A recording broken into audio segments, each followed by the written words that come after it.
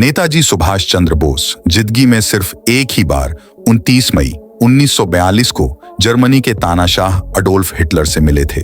इस बैठक में जर्मनी के विदेश मंत्री जोआकिम वॉन रिबेनट्रॉप, विदेश राज्य मंत्री विल्हेल्म केपलर और दुभाषिया पॉल शिमिट भी मौजूद थे। 18 अगस्त 1945 को ताइवान के ताइपेई में उड़ान भरते समय एक विमान दुर्घटनाग्रस्त हो गया था।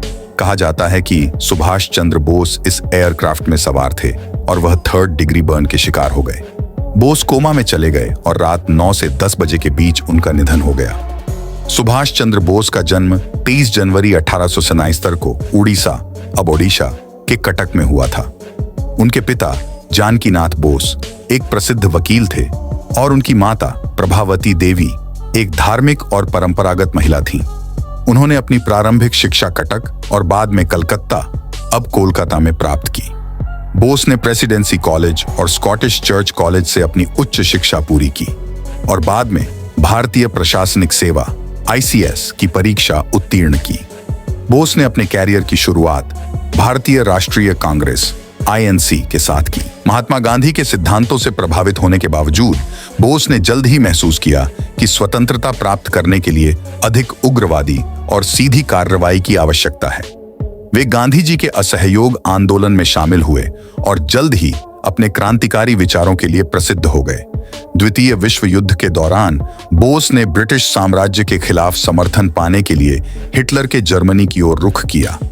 उन्होंने जर्मन नेतृत्व से मुलाकात की और भारतीय स्वतंत्रता के लिए समर्थन प्राप्त करने की कोशिश की। जर्मनी में रहते हुए बोस ने आजाद हिंद रेडियो की स्थापना की और भारतीयों को स्वतंत्रता संग्राम में भाग लेने के लिए प्रेरित किया। 1943 में बोस जर्मनी से जापान के लिए रवाना हुए। जापान उस समय ब्रिटिश साम्राज्य के खिलाफ लड़ाई में शामिल था और उसने बोस के भारतीय स्वतंत्रता संग्राम को समर्थन देने का वादा किया। जापान पहुंचने पर बोस ने भारतीय राष्ट्रीय सेना INA का पुनर्गठन किया, जिसे पहले रास बिहारी बोस ने स्थापित किया था। उन्होंने दिल्ली चलो का नारा दिया और भारतीय स्वतंत्रता के लिए युद्ध की घोषणा की। बोस की नेतृत्व में INA ने ब्रिटिश सेना के खिलाफ कई लड़ाइयां लड़ी, लेकिन अंततः उन्हें सफलता नहीं मिली। 18 अगस्त 1945 को ताइवान के ताई होकू हवाई अड्डे पर एक विमान दुर्घटना में उनकी मृत्यु हो गई। हालांकि उनकी मृत्यु के बारे में कई विवाद और षड्यंत्र सिद्धांत हैं और कई लोग आज भी विश्वास करते हैं कि वे जीवित थे और बाद में गुप्त रूप से जीवन जीते थे।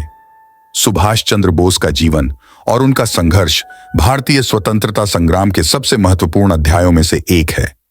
उनकी साहसिकता, रणनीतिक क्षमता और भारत की स्वतंत्रता के प्रति उनकी अविचल प्रतिबद्धता ने उन्हें भारतीय इतिहास में अमर बना दिया। उनकी विरासत आज भी लाखों भारतीयों को प्रेरित करती है।